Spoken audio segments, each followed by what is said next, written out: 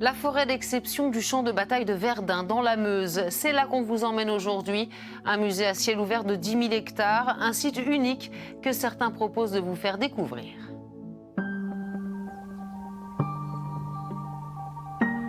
Vue du ciel, la forêt de Verdun ressemble à beaucoup d'autres. Et pourtant, ici les arbres ont progressivement recouvert le champ de bataille, à l'exception de quelques vestiges.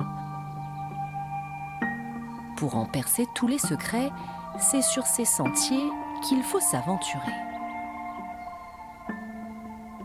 Ici, au-dessus de ce fort de Daumont, c'est un nom qui est évidemment connu sur le champ de bataille de Verdun. C'est vraiment un lieu qui résonne. Mais ce qui est assez intéressant, c'est finalement de venir sur le terrain, puisque toute la forêt qui nous entoure, tout autour de nous, elle est née de la volonté des anciens combattants français de sanctuariser le champ de bataille, de le laisser dans l'état de la dévastation. Cette grande forêt qui était indispensable pour conserver le terrain, elle coupe une grande partie des perspectives qu'on avait. Parce que pendant la bataille, c'était, faut vous imaginer, c'était complètement lunaire, c'était complètement retourné par les tirs d'artillerie. Mais en même temps, cette forêt, elle a figé ce champ de bataille. Le but premier que souhaitaient les anciens combattants, en fait, c'est qu'ils voulaient, après la guerre, emmener leurs proches exactement où ils étaient passés. Je me suis battu ici, j'ai souffert ici pour défendre la France. Nicolas Zubec est historien. Donc je vais vous raconter l'histoire. Tous les mois, ce spécialiste de la bataille de Verdun propose des randonnées historiques pour mieux comprendre le champ de bataille. Sous cette forêt, vous avez d'autres forts qui sont moins connus, des blocos intermédiaires, on appelle des abris d'intervalle, des batteries. C'est autant de supports en fait de vestiges qui portent les stigmates de la lutte.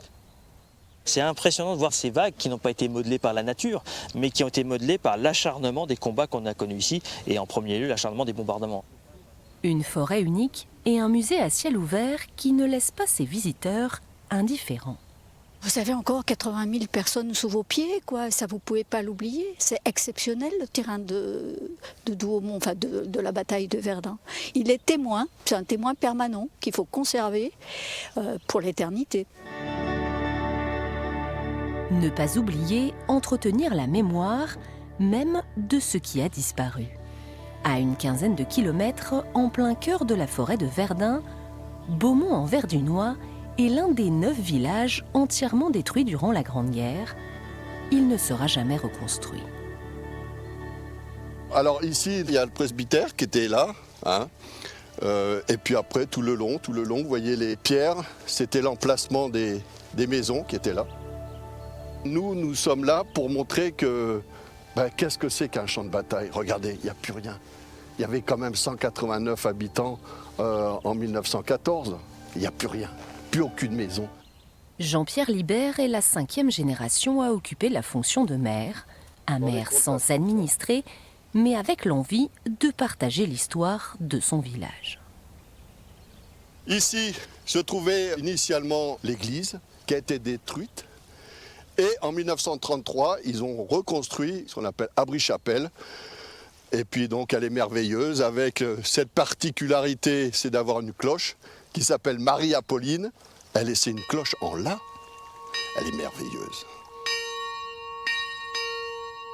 Chaque fois que je sonne la cloche, je vois tous les habitants qui arrivent et qui viennent à la messe. Et puis, c'est dans mon cœur, mais j'ai envie de le partager. Je le partage avec vous.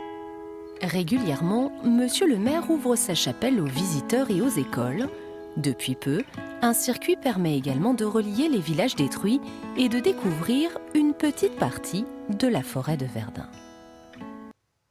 Voilà pour ce site emblématique de la Première Guerre mondiale qui attire 300 000 visiteurs par an. Damien Legrand est né et a grandi dans la région. Il est passionné d'histoire, mais aussi écrivain. Il est l'auteur de plusieurs ouvrages consacrés à la bataille de Verdun, des livres dans lesquels il s'attache à mettre en lumière les secteurs oubliés de ce lieu, mais pas seulement. C'était avant tout cette volonté de mettre en lumière, encore une fois, des endroits méconnus, partiellement oubliés du champ de bataille, mais avant tout de voir le côté humain derrière. Les soldats ne sont pas allés uniquement à Vaux, ne sont pas allés uniquement à Douaumont, mais sont aussi allés à Tavannes durant leur relève, sont parfois allés à Souville pour défendre Verdun, ou Froidterre de l'autre côté. Et c'est surtout ce pan-là que je voulais mettre en avant, entre guillemets, mélanger l'histoire de la pierre avec celle des hommes. Ça me permet de sortir, entre guillemets, des sentiers battus et de voir que dans cette forêt, au milieu des chênes, des frênes, des sapins, il y a quand même de la construction, il y a quand même de l'histoire. Et vraiment au cœur de l'histoire dans cette forêt. C'est ça que je trouvais important. Se retrouver au cœur de l'histoire, c'est important. Le devoir de mémoire, lui, reste essentiel. On en a de plus en plus des visiteurs qui viennent, et qui viennent parce que leur grand-père est mort à Verdun, a été blessé, ou même juste de passage. Et c'est ça que je trouve beau de l'histoire de Verdun. C'est avant tout une histoire d'homme. Et elle n'est pas si vieille, 110 ans, c'est pas si vieux que ça. Et avant tout, mon conseil, ce serait ça.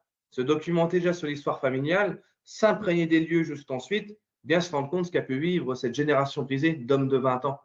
Je pense que c'est ça qu'il faudrait viser dans l'aspect touristique, historique, c'est de voir avant tout un aspect de pèlerinage plutôt qu'un aspect de cocher une case sur la destination de vacances et venir avant tout à Verdun pour le souvenir et le devoir de mémoire.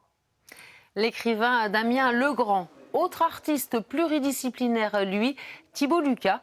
Le mémorial de Verdun l'a accueilli en résidence pendant une année. Au fil de ses pérégrinations sur le champ de bataille, il s'est imprégné de l'atmosphère de ce lieu emblématique. Une immersion totale qui a donné naissance à Deux Terres, une exposition à découvrir au Mémorial de Verdun jusqu'au 31 décembre. À noter également cette nouveauté, l'application Handi Visite, téléchargeable gratuitement sur smartphone. Elle permet aux personnes déficientes visuelles ou sourdes de visiter l'ossuaire de Douaumont en toute autonomie. Enfin, autre lieu incontournable à Verdun, la citadelle souterraine où vous pourrez vivre un moment incroyable. Grâce à la réalité augmentée, vous plongerez dans la mémoire du lieu et partagerez des instants vécus par les soldats. Voilà, et puis quitte à vous balader en Meuse et à vous imprégner d'histoire, pourquoi ne pas rejoindre ensuite le château de Tillon-Bois? Son parc est actuellement fermé au public, mais quelques événements auront lieu l'année prochaine. Très belle journée sur notre antenne, à demain.